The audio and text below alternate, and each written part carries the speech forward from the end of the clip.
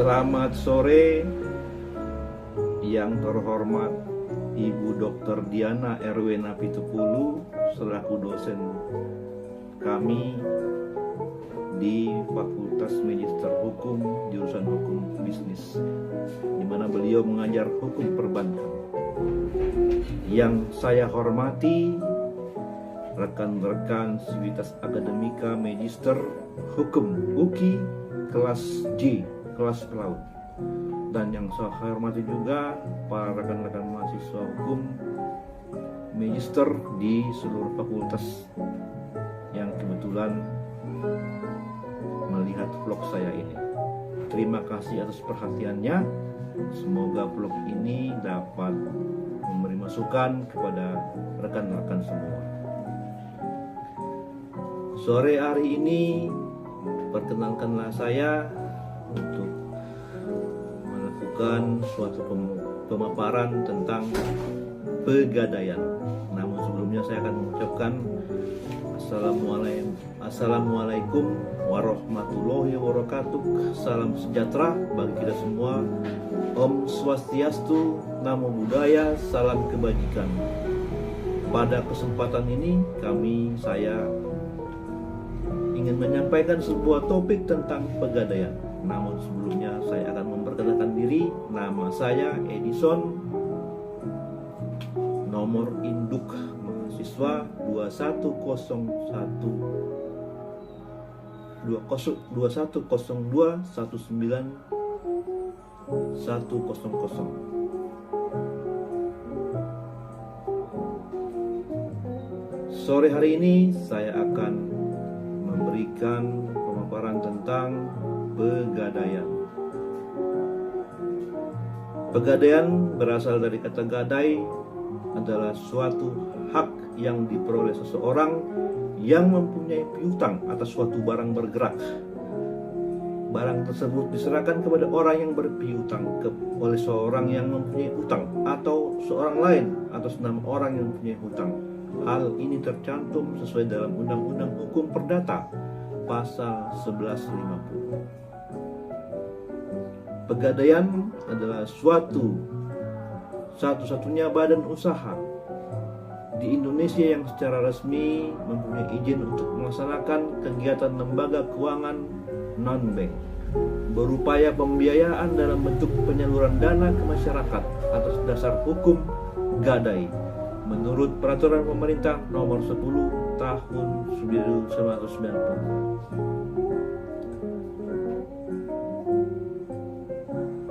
Pengertian dari pegadaian adalah suatu badan usaha milik negara di mana meminjamkan uang dengan menerima barang sebagai jaminan dari peminjamnya.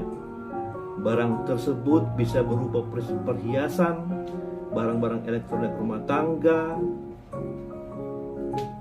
BPK surat-surat berharga seperti BPKB mobil, sertifikat rumah, dan lain-lainnya.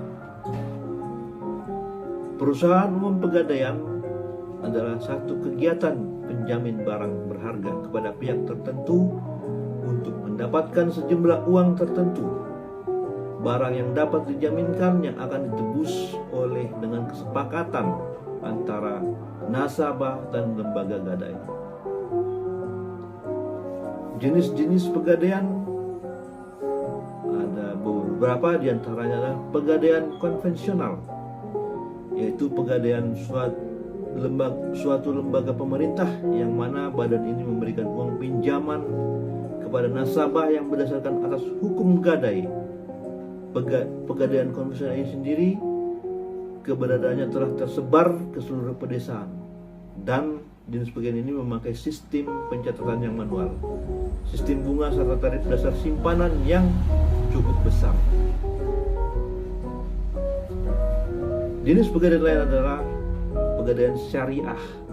Pegadaian syariah ialah jenis lembaga keuangan atau divisi dari bentuk pegadaian yang mana memberikan uang pinjaman yang sesuai dengan prinsip-prinsip dari syariat Islam. Banyak sekali keuntungan yang didapatkan dari pegadaian syariah ini.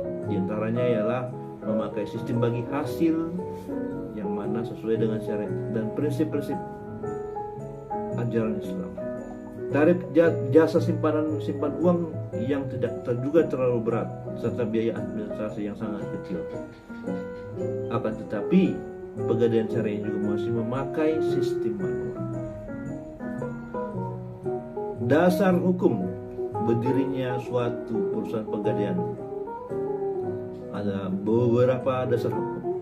Di antaranya adalah dengan Undang-Undang Nomor 9 Tahun 1069 tentang penetapan peraturan pemerintah pengganti Undang-Undang Nomor 1 Tahun 1999, Lembaran Negara tahun 1969, Nomor 16 tambahan Lembaran Negara Nomor 2890 tentang bentuk-bentuk usaha negara menjadi undang-undang.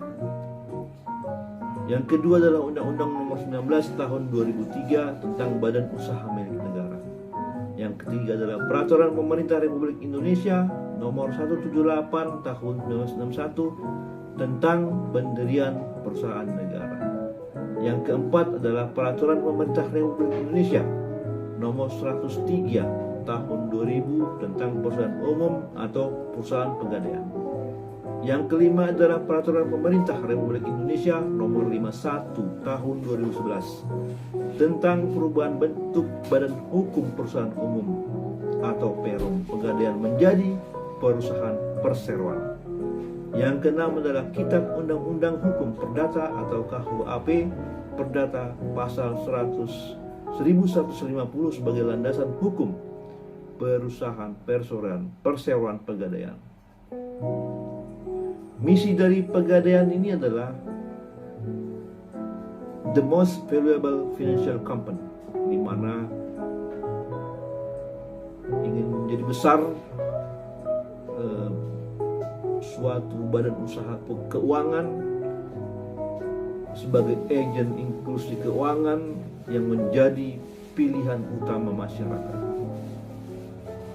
Misi dari Pegadaian memberikan manfaat dan keuntungan optimal bagi seluruh pemangku kepentingan dengan mengembangkan bisnis inti. Membangun bisnis yang lebih beragam dengan mengembangkan bisnis baru untuk menambah proporsi nilai nasabah dan pemangku kepentingan. Yang ketiga, memberikan servis excellent dengan fokus nasabah. Sejarah berkembang atau terbentuknya Pegadaian sudah dimulai sejak zaman Belanda, di mana pada tahun 1746 Pegadaian sudah muncul saat VOC mendirikan Bank Van Liening sebagai lembaga keuangan yang memberikan kredit dengan sistem gadai. Pada tahun 1811 lembaga Bank Van Liening ini bubar dan dibentuklah mendirikan usaha pegadaian. Tahun 1901 didirikan juga Pegadaian pertama di daerah Sukabumi. 1905 Pegadaian yang sudah terbentuk itu dirubah menjadi Jawatan. 1961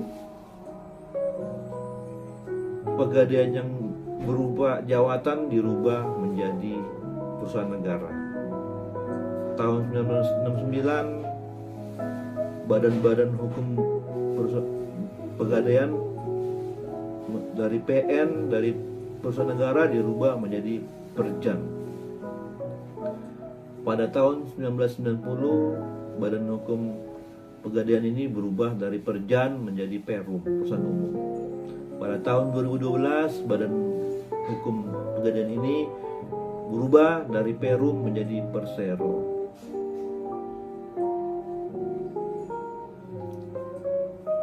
Pegadaian berusaha melakukan pendekatan kepada masyarakat dengan budaya, di mana mereka punya moto akhlak: A. Untuk amanah, K. Kompeten, H. Harmonis, L. Loyal, A. Adaptif, dan K. Kolaboratif. Produk-produk Pegadaian dan jenis produk yang digadaikan pada produk utama. Ada produk KCA, ada produk Grasida, ada produk kreasi, ada produk emas mulia, ada produk tabungan emas, ada produk konsinyasi emas, produk syariah, ada produk rahan, ada produk amanah, ada produk arum, dan ada produk arum haji. Kita bahas produk syariah untuk Pegadaian ini, di mana pada produk syariah nomor 1 adalah RHE Rahan, pengajuan pinjaman mulai dari 50.000 sampai 1 miliar atau lebih. Jangka waktu pinjamannya 4 bulan, bisa diperpanjang. Jaminan yang bisa diterima antara lain emas perhiasan, emas batangan, berlian, kendaraan bermotor, barang elektronik lain, di mana pelunasannya sangat fleksibel dengan perhitungan biaya terkait jaminan selama masa pinjaman. Yang kedua adalah amanah pinjaman untuk pengusaha kecil, karyawan internal dan eksternal serta profesional. Pinjaman ini ditujukan untuk pembelian kendaraan bermotor. Uang muka terjangkau, waktu pembiayaan 12 sampai 60 bulan. Yang ketiga adalah arum untuk pengembangan usaha mikro kecil menengah atau yang saat ini kita kenal dengan UMKM. Jaminannya berupa surat-surat kendaraan bermotor seperti BPKB dengan pinjaman adalah 1 juta hingga 400 juta. Jangka waktu pembiayaan mulai dari 12, 24 sampai 36 bulan. Yang keempat adalah arum haji, pinjaman untuk membiayakan porsi ibadah haji. Dengan jaminan adalah emas batangan, di mana emas batangan minimal dari 3,5 gram, atau bisa juga emas perhiasan dengan berat kurang lebih dari 7 gram. Kadar minimal 70%. Emas jaminan ini digunakan sebagai pelunas biaya haji. Kita beranjak pada prosedur pemberian dan pelunasan pinjaman. Para calon nasabah peminjam dari Pegadaian bisa datang langsung ke loket penaksir dengan membawa berkas-berkas seperti KTP atau surat kuasa apabila pemilik barang tidak dapat datang sendiri. Nasabah datang ke tempat Pegadaian, di mana kantor-kantor Pegadaian sudah banyak tersebar di seluruh kota maupun desa yang terdekat. Yang kedua, barang jaminan tersebut yang dibawa ke Pegadaian akan diteliti untuk ditaksir dan ditetapkan harganya. Apabila barang itu sudah ditaksir, maka para staf Pegadaian dapat menentukan besarnya pinjaman yang akan diterima oleh nasabah tersebut. Selanjutnya, pembayaran akan dilakukan oleh kasir sesuai dengan tafsiran barang yang sudah ditafsir oleh para petugas di loket Pegadaian tersebut. Pembayaran ini tidak ada potongan maupun biaya apapun, kecuali potongan premi asuransi. Demikian prosedur dari pemberian dan pelunasan pinjaman. Nah, untuk pelunasan pinjaman adalah kita dapat melakukan pelunasan setiap waktu tanpa harus menunggu jangka waktu yang sudah ditentukan di saat kita melakukan proses peminjaman. Nasabah juga dapat membayar kembali pinjaman atau sewa bunga langsung ke kasir dengan disertai bukti yang sudah dibuat di saat melakukan transaksi pinjam meminjam kepada pihak pegadaian. Itu kita bisa sebut bukti surat gadai. Setelah dicek oleh petugas gadai, barang yang sudah digadaikan itu akan dikeluarkan oleh petugas penyimpanan barang, di mana tempat penyimpanan barang ini akan memberikan barang tersebut dan diserahkan ke nasabah.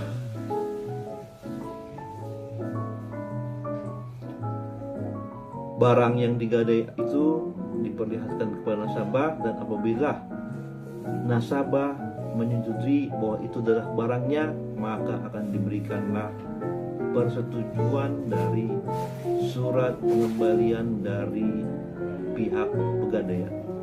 Demikianlah sistem pelunasannya.